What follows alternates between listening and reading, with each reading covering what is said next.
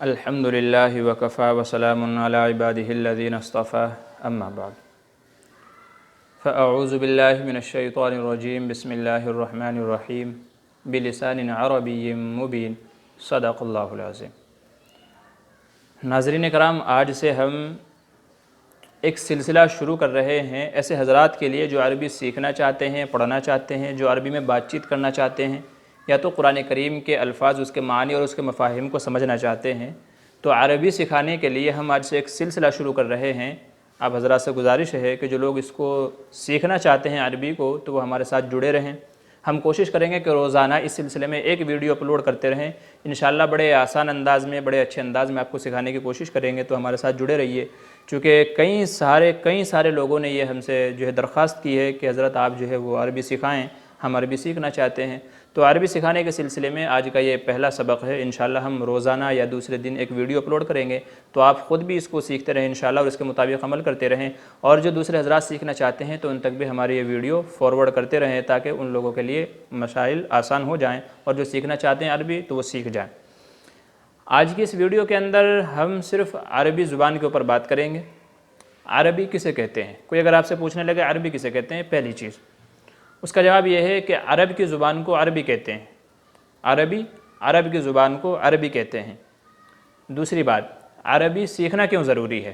تو بہت سارے لوگ آپ کو یہ جواب دیں گے کہ جی میرا بزنس ہے کسی عربی کے ساتھ یا عرب کنٹری کے اندر، تو میں بات چیت کرنا چاہتا ہوں، ڈاکومنٹس پڑھنا لکھنا سیکھنا چاہتا ہوں۔ تو لوگ آپ کو یہ جواب دیں گے تاکہ میں لوگوں کی باتیں سمجھ جاؤں یا عربی میں بات کرنے کا لائق ہو جاؤں، تو لوگ آپ کو یہ جواب دیں گے۔ ہم یہ کہتے ہیں کہ آپ اس کے اندر اچھی نیت شامل کر لیجئے، تو انشاءاللہ اس کے سیکھنے کے اوپر بھی آپ کو اجر و ثواب ملے گا۔ اور وہ اچھی نیت یہ ہے کہ میں عربی اس لیے سیکھنا چاہتا ہوں تاکہ قرآن پڑھنا اور قرآن کے معنی و مفاہیم، اس کی تشریحات سمجھنا میرے لیے آسان ہو جائے، اس لیے میں عربی پڑھنا چاہتا ہوں۔ تو قرآن چونکہ عربی میں ہے، تو اس لیے ہم عربی سیکھیں تاکہ قرآن کو سمجھنا ہمارے لیے آسان ہو جائے۔ تو یہ دوسری بات ہے کہ ہمارے لیے عربی سیکھنا کیوں ضروری ہے، تو اس کا جواب یہ ہے تاکہ قرآن کو سمجھنا ہمارے لیے آسان ہو جائے، عربی کے اندر گفتگو کرنا، بات چیت کرنا، سمجھنا اور سمجھانا ہمارے لیے آسان ہو جائے۔ تیسری چیز یہ ہے کہ عربی زبان کے فضائل کیا ہیں، کیوں سیکھنی چاہیے، اس کی فضیلت کیا ہے؟ تو اس کا جواب یہ ہے کہ عربی زبان کی فضیلت یہ ہے، نمبر ایک تو اس وجہ سے کہ قرآن کریم جو اللہ تبارک و تعالیٰ کا کلام ہے، جو ہمارے لیے معجزہ ہے، وہ عربی زبان کے اندر ہے۔ جیسا کہ میں نے خطبے میں پڑھا، بلسان عربی مبین، اللہ تبارک و تعالیٰ کا فرمان ہے کہ ہم نے قرآن کریم کو عربی میں نازل کیا۔ تو اس کی پہلی فضیلت تو یہ ہے کہ قرآن کریم عربی کے اندر نازل ہوا۔ دوسری فضیلت اس کی یہ ہے کہ ہم سب کے نبی آخر الزماں سید الاولین والآخرین، جن کے اوپر رسولوں کا سلسلہ آ کر کے ختم ہو گیا، خاتم النبیین، خاتم الرسل، نبی کریم صلی اللہ علیہ وسلم، محمد مصطفیٰ، محمد عربی، آپ کے اوپر نبیوں کا سلسلہ ختم کر دیا گیا، تو آپ عرب کے اندر پیدا ہوئے۔ تو چونکہ ہم سب کے سردار ہمارے آقا عربی ہیں، تو اس وجہ سے ہم کو عربی سیکھنی چاہیے تاکہ ہم اپنے نبی کی زبان، اپنے نبی کی لینگویج سیکھ سکیں۔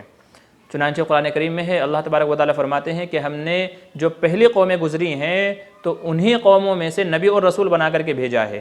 ہر قوم میں سے اسی قوم کا نبی اور رسول بنا کر کے بھیجا ہے، اس لیے تاکہ ان لوگوں کو سمجھنا اور سمجھانا آسان ہو جائے۔ مثال کے طور پہ اگر کوئی عجمی، کوئی ہندی اردو بولنے والا کسی عربی کو سمجھانا چاہے تو اس کے لیے بڑا مشکل ہے، نہیں سمجھا سکتا۔ ایسے ہی کوئی عربی ہندی کو سمجھانا چاہے تو نہیں سمجھا سکتا۔ تو اللہ تبارک و تعالیٰ نے ہر قوم میں نبی بھیجا، انہی کی لینگویج میں، انہی کی زبان میں، تاکہ اللہ کے احکام، اس کے فرامین ان کے لیے سمجھانا آسان ہو جائے۔ لیکن چونکہ نبی کریم صلی اللہ علیہ وسلم پر آ کر کے نبیوں کا سلسلہ ختم ہو گیا، اور آپ تمام عالم کے لیے قیامت تک جو بھی انسان آنے والے ہیں، کسی بھی ملک میں، دنیا میں کہیں بھی کوئی پیدا ہو، ان سب کے نبی آپ صلی اللہ علیہ وسلم ہیں۔ اور آپ کی یہ امت اتنی بڑی امت ہے کہ اس میں ہر طرح کے، ہر زبانوں کے جاننے والے اور بولنے والے موجود ہیں، لہٰذا تاکہ ہم اپنے نبی کی زبان کو، قرآن کریم کو، آپ صلی اللہ علیہ وسلم کے احادیث، آپ کے فرامین کو اچھے طریقے سے سمجھ سکیں، تاکہ ہم اپنی نبی کی زبان بول سکیں، تو اس کے لیے ہم کو عربی سیکھنا ضروری ہے۔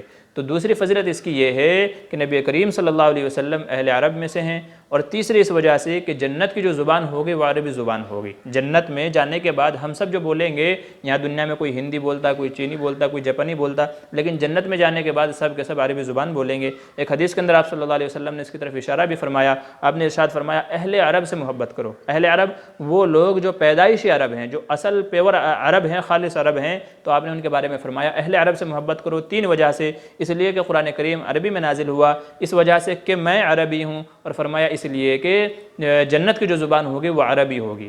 تو یہ عربی زبان کے 3 فضائل ہیں، قرآن کریم عربی میں ہے، ہمارے نبی عربی ہیں، اور تیسرے اس وجہ سے کہ جنت کی زبان بھی عربی زبان ہوگی۔